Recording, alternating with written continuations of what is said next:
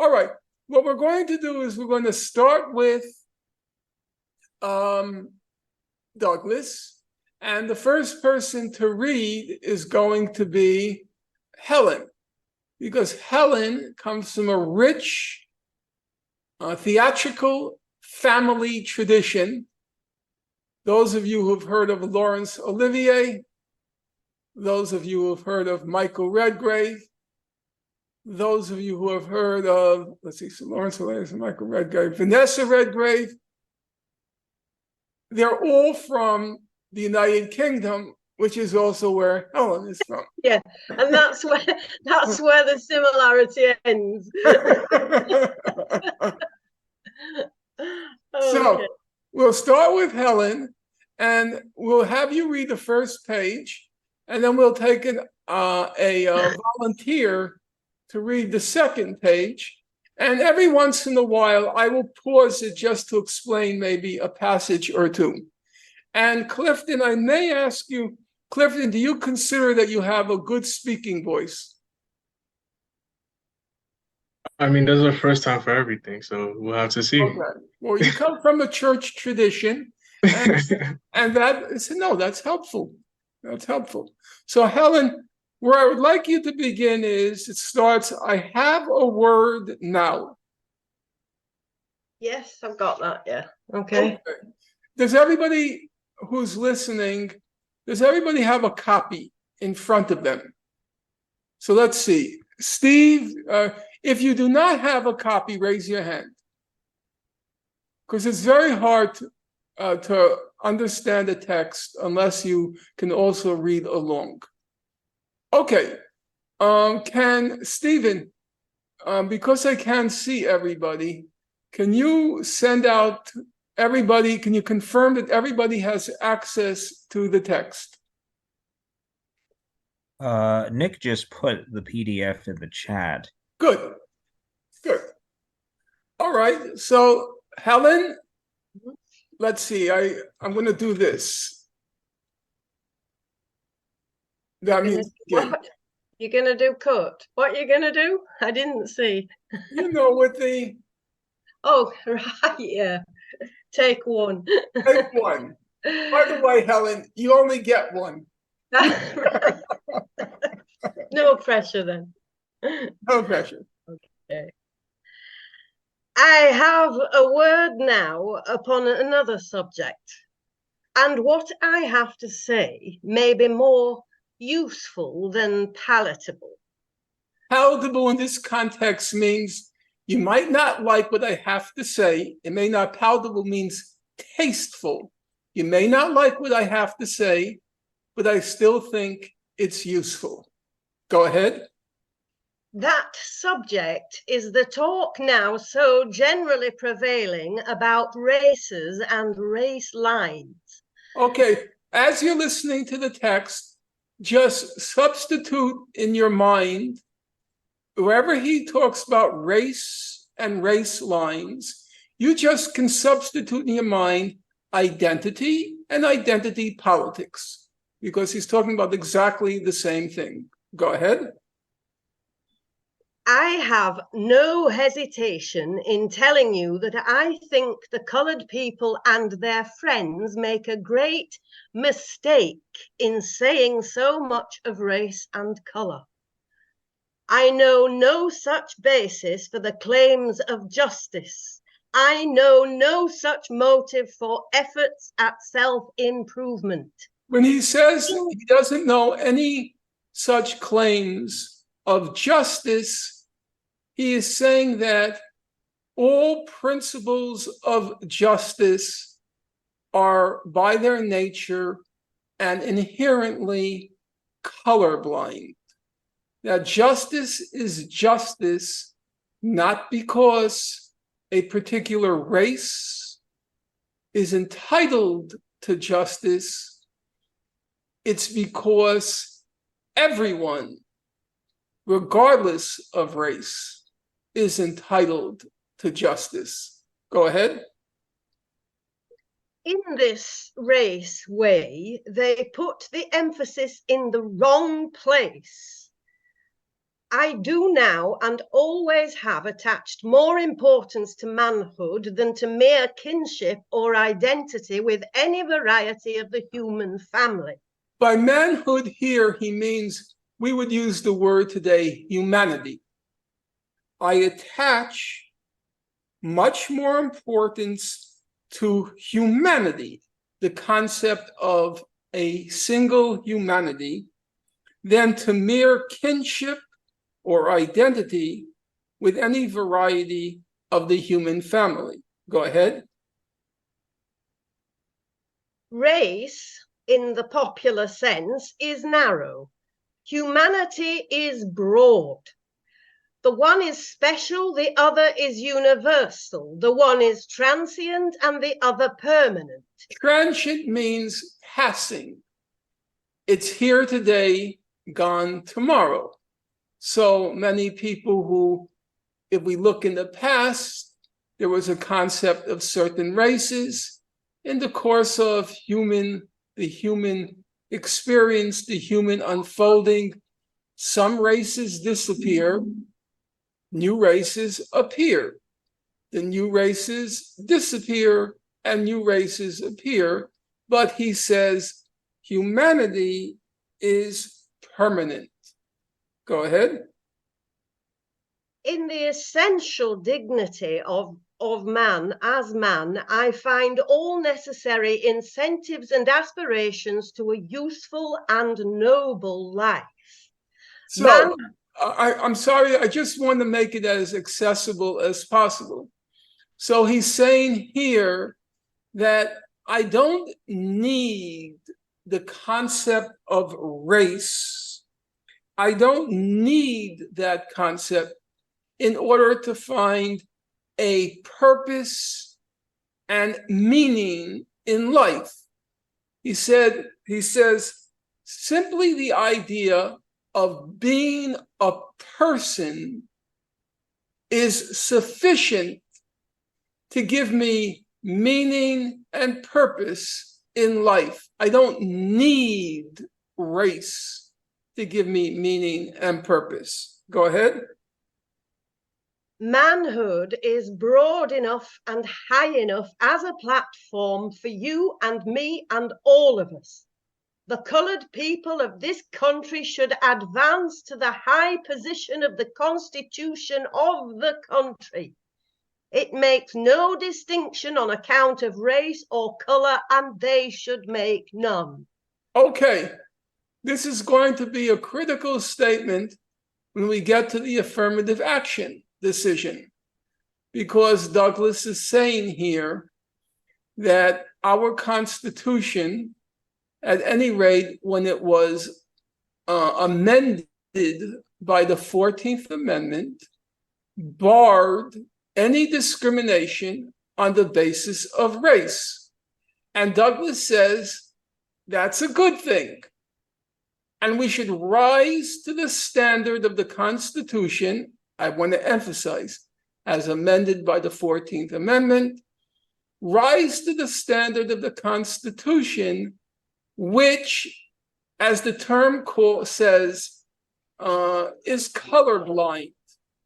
And he says, to the extent that we reach to that standard of colorblindness in the Constitution, he says that's a good thing. We should try to achieve that standard of colorblindness. Now, I want to be clear for what comes forward. He's not talking about how our country actually works. He's not blind to racism. That would be a very foolish thing by a person of Frederick Douglass's past. He was a slave. And he was living now in a very ugly period of the reaction to Reconstruction, where lynchings are occurring all around him. African Americans are being disenfranchised. African Americans are being reduced to a semi-slave condition. So it would be absurd for him to deny the reality of racism. What he's talking about, the reality of racism, what he's talking about is what should be your aspiration, what you should be aspiring to. Go ahead. Since emancipation, we hear much said by our modern colored leaders in commendation of race pride, race love, race effort, race superiority, race men, and the like. One man is... Just substitute, we hear a lot about identity and identity politics. Go ahead. One man is praised for being a race man and another is condemned for not being a race man. In all this talk of race, the motive may be good, but the method is bad. It is an effort to cast out Satan by Beelzebub. The evils... Mr. Clifton, who is Beelzebub? He needs unmuted, Stephen. Yeah. So Beelzebub would be Satan himself or someone who works alongside Satan. Mm-hmm. I always relied on Mr. Clifton to give us definitions in class. He wowed the class with his vocabulary, and that's a fact. Sometimes, as I say, how did you know that word? I was really quite impressed. Go ahead. The evils which are now crushing the Negro to earth have their root and sap there. Okay, I'm going to just stop you again. Notice he's completely cognizant. The evils which are now crushing the Negro to earth. He is not blind to racism. So when you want to respond by saying, well, he's living in a dream world with color blindness, this is all completely ridiculous, that's not the real world. No, Frederick Douglass is connected to the real world. The evils which are now crushing the Negro to earth, he's well aware of the reality. The question is, what ideology should we adopt in order to confront that evil, in order to eliminate that evil? Go ahead. The evils which are now crushing the Negro to earth have their root and sap, their force or mainspring in this narrow spirit of race and color. And the Negro has no more right to excuse and foster it than have men of any other race. I recognize and adopt no narrow basis for my thoughts, feelings, or modes of action. I would place myself and I would place you, my young friends, upon grounds vastly higher and broader than any founded upon race or color. Neither law, learning, nor religion is addressed to any man's color or race. Science, education, the word of God, and the virtues known among men are recommended to us, not as races, but as men. Okay, simply put, though I think this passage is pretty clear, he's simply saying that in all religions, the various injunctions and commandments are always written in the universal language of humanity. Thou shalt not kill. It doesn't say thou shalt not kill white people. It does not say thou shalt not kill black people. It does not say thou shalt not kill Asian people. It says thou shalt not kill, or the golden rule. It doesn't say do unto other white people as you'd want other white people to do to you. So he's making the point that all of the values, virtues that religion conveys, they are conveyed in the universal. We are not, okay, go ahead. We are not recommended to love or hate any particular variety of the human family more than any other. Not as Ethiopians, not as Caucasians, not as Mongolians, not as Afro-Americans or Anglo-Americans are we addressed, but as men. God and nature speak to our manhood and to our manhood alone. Remember, I don't want this to be misconstrued as a male chauvinist text. Wherever he says manhood, he's just using the term which back then meant humanity. Go ahead. Here, all ideas of duty and moral obligation are predicated.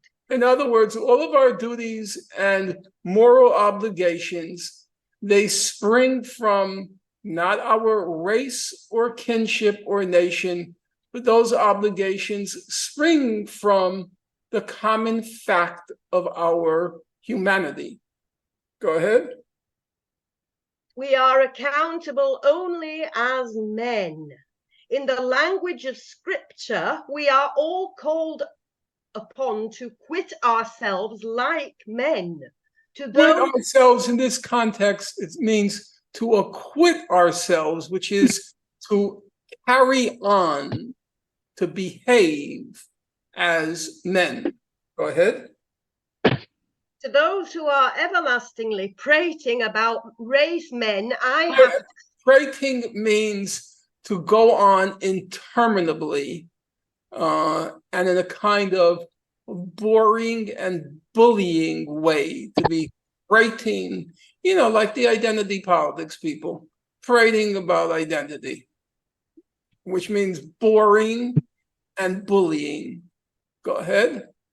To those who are everlastingly prating about race men, I have to say, gentlemen, you reflect upon your best friends. It was not the race or the color of the Negro that won for him the battle of liberty. That great battle was won not because the victim of slavery was a Negro, mulatto, or an African American, but because the victim of slavery was a man and a brother to all other men, a child of God, and could claim with all mankind a common father, and therefore should be recognized as an accountable being, a subject of government, and entitled to justice, liberty, and equality before the law and everywhere else. I'm going to explain that in a moment. Just continue. Man saw that he had a right to liberty, to education, and to equal education, and to an equal chance with all other men in the common race of life and in the pursuit of happiness. He's saying here that if the struggle to end slavery was successful, it was not because people believed Black people should have the right to be free. It's because people believed they're human beings. And that's what galvanized, mobilized people to oppose slavery. To put it simply, it was not their Blackness, but it was their humanity that was the motivating and the galvanizing force to end slavery. Nobody said slavery is terrible because they are Black people. They said slavery is terrible because they are human beings. Okay, now, do you feel, Mr. Clifton, you can rise to this challenge that's now been put before you by Helen Sutcliffe of the Olivier and Redgrave family? Sure, let's go ahead and try this. Okay. So start with, while slavery lasted, and be prepared, I'm going to interrupt you. Yeah. While slavery lasted, you know that we could seldom get ourselves recognized in any form of law or language as men. Our old masters were remarkably shy of recognizing our manhood, even in words written or spoken. They called a man with a head as white as mine, a boy. When he says a head as white as mine, he's referring to the fact that he's a very old man now and his hair has turned all white. Go ahead. The old advertisements were carefully worded. Run away, my boy Tim, Jim, or Harry. Never my man. Hence, at the risk of being deemed deficient in the quality of love, loyalty to race and color, I confess that in my advocacy of the colored men's cause, whether in the name of education or freedom, I had had more to say of manhood and of what is comprehended in manhood and in womanhood than of the mere accident of race and color. And if this is disloyalty to race and color, I am guilty. He's saying here that in his public preachings, in his public writings on the subject of ending slavery and now the new oppressions that have resurfaced with the attack on Reconstruction, he said, all of my arguments have been about this is wrong to be done or inflicted on other human beings. He said he doesn't make the fact that they are Black the issue. He makes the fact that they are human the issue. Go ahead. I insist upon it that the lesson which colored people, not less than white people, ought now to learn is that there is no moral or intellectual quality in the color of a man's cuticle. That color in itself is neither good nor bad.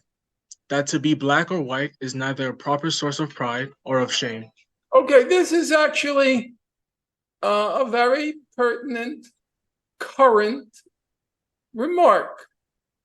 He is denying the value of the notion of race pride. He's, for those, who've seen the T-shirts, I'm Italian and I'm proud, I'm Jewish and I'm proud, I'm this and I'm proud. He denies any value to that notion. He says the fact that you are Black or Jewish or whatever, he says, quote, it's neither good nor bad. There's no value to be attached to it. Now, once again, I'm going to reiterate, he's making the best possible argument in the most compelling prose for a cause in which for an idea in which he believes. Doesn't make it right, and we're going to discuss it, whether race pride or sexual orientation pride or sex pride, as Helen Reddy in my generation, her famous song, I Am Woman, Hear Me Roar.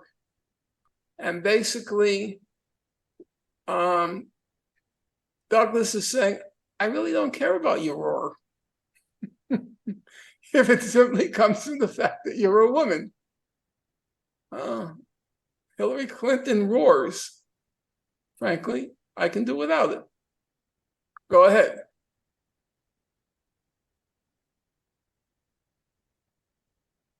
He needs unmuted. Steve, you're falling asleep at the switch. I go further and declare that no man's devotion to the cause of justice, liberty, and humanity is to be weighed, measured, and determined by his color or race. We should never forget that the ablest and most eloquent voices ever raised in behalf of the Black man's cause were the voices of white men. I found this an extraordinary statement. Notice what he says. He says, those who were the most eloquent voices against slavery were white. You have to assume he's including himself. He was the most, by a wide margin, the most, I don't want to say the wide margin, but he was certainly among the most ablest and eloquent opponents of slavery. He was a genuine sight to behold. Hopefully at some point you'll get to read his speeches, and they are frankly breathtaking. But he says the most eloquent and ablest voices raised on behalf of the black man's cause were white men. I think that's both an astonishing statement, an amazingly humble statement. Whether it's an accurate statement, I don't know. But let's hear what he has to say. Not for the race, not for color, but for man and manhood alone. They labored, fought, and died. So he's saying here, the white opponents of slavery, they opposed it not on racial grounds. They opposed it not on color grounds. They opposed it on one reason and one reason alone. You don't do that to a human being. On man and man alone. That was the only grounds. And if you read them, yes, if you read these figures who he's going to name now, and you read their writings, yes, they regarded slavery as a sin against God. Go ahead. Neither Phillips, nor Sumner, nor Garrison, nor John Brown, nor Gerrit Smith was a black man. They were white Phillips, men. I'll just fill in the names. It's Wendell Phillips, Charles Sumner, William Lord Garrison, John Brown, and Gerrit Smith. John Brown is, as most of you know, or some of you know, because it's an international audience, John Brown led a major slave uprising just before the Civil War. Now, John Brown was, by any reckoning, he was a complete religious fanatic. He wasn't a zealot. He was a fanatic. He was fanatically convinced that slavery was wrong, and he was God's instrument to end slavery. Now, he took up arms. He knew Frederick Douglass. They were friends. He asked Douglass to join him in the armed rebellion against slavery. Douglass did not think the rebellion would succeed. However, he does acknowledge in one of his biographies, he had 3 autobiographies.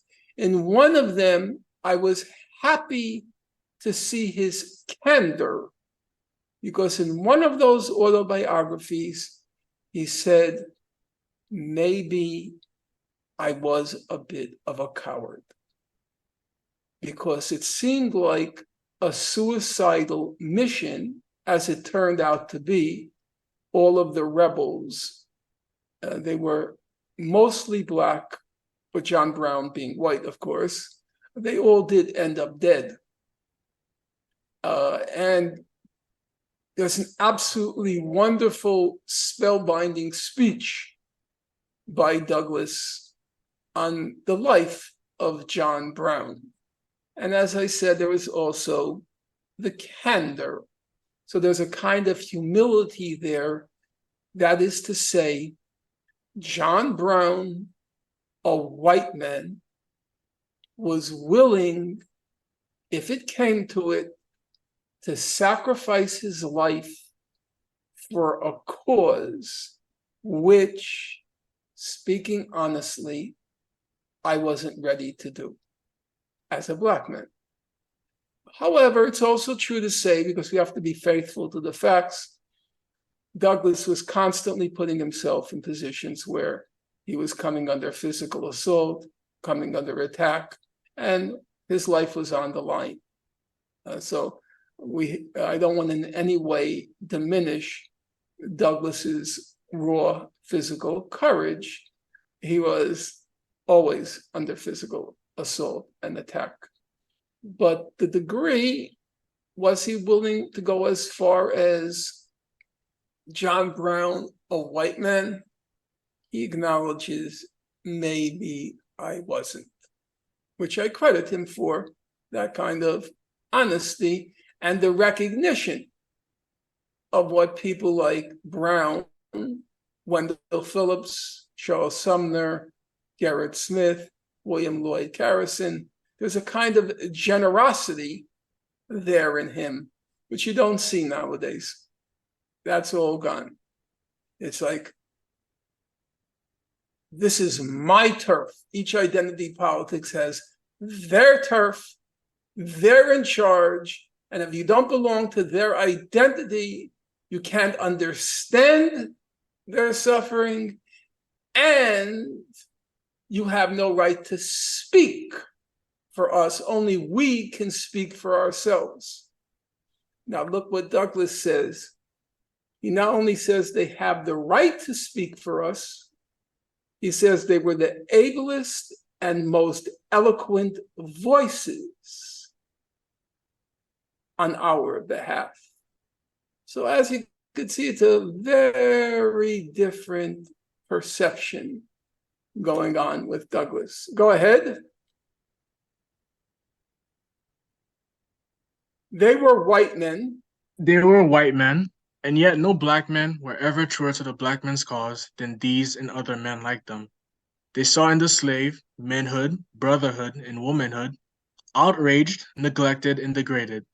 In their own noble manhood, not their racehood, revolted at the offense. They placed the emphasis where it belonged, not on the mint, a nice, or cumin of race and color, but upon manhood, the weightier matters of the law. Thus compassed about by so great a cloud of witnesses, I can easily afford. I want to claim. Believe me, I struggle with some of these phrases too. I have to read it and reread it again. Well, he says, thus surrounded by the likes of a Brown, a Phillips, a Sumner, thus surrounded, compassed by people like that. Go ahead. Thus compassed about by so great a cloud of witnesses, I can easily afford to be reproached and denounced for standing in defense of this principle against all comers. So he says, I feel very confident in the memory of these people. I feel very confident to stand by what I'm saying and feel very confident I can prevail against them. Critics, the identity politics critics of what I'm saying. When I look at the history, when I looked at what happened, when I looked at who was our ablest and most eloquent defenders, he says, I feel very confident that I could defend my position against all comers, all the identity politics people who are going to get on his case for not having race pride, blah, blah, blah, blah, blah. Go ahead. My position is that it is better to regard ourselves as a part of the whole than as the whole of a part. It is better to be These are quite clever juxtapositions. Juxtapositions means side by side, setting side by side. So you want to read that one again? My position is that it is better to regard ourselves as a part of the whole than as the whole of a part. Basically, in current English, you can replace that by, it's better to be a small fish in a big sea than a big fish in a small sea. If I had to choose, I'd rather be a guppy in a big sea than a whale in a pond. Go ahead. It is better to be a member of the great human family than a member of any particular variety of the human family. In regard to men, as in regard to things, the whole is more than a part. Away then with the nonsense that a man must be black to be true to the rights of black men. Okay, here, these are pretty aggressive statements. Can you read that one again? Away then. Away then with the nonsense that a man must be black to be true to the rights of black men. Do I continue? Yeah, please. Okay. I put my foot upon the effort to draw lines between the white and the black, or between blacks and so-called Afro-Americans, or race line anywhere in the domain of liberty. Whoever is for equal rights, for equal education, for equal opportunities for all men, or whatever race or color, I hail him as a countryman, clansman, kinsman, and brother beloved. Okay. Well, in my humble opinion, that's as rich a text as you can get. There's a lot there. There's a lot to reflect on and a lot to either agree or disagree with. So, since I asked Clifton, I made a request of him. He doesn't follow anything I do. So I put in a formal request that he show up. I'd like to begin with you. If you could react to that, how do you react to it? I feel convinced when he speaks of, I suppose, the whole rather than a part. Because I believe the fight for justice is not a matter of being black or being white. It's a human thing where when I guess when you look at elephants, when an elephant has died, the other elephants they pass by and they have a saddened face, so you could say. In the same way, if we're all humans, then we have to also identify with each other. So it doesn't matter if it's a black person fighting for rights or a white person. At the end of the day, it's all about human rights, fighting for humanity. And so I feel pretty convinced with what he's saying.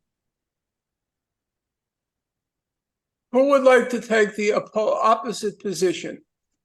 Show the courage of your conviction and say, well, this all sounds really nice, but it has nothing to do with the real world. It's just a lot of liberal hot air.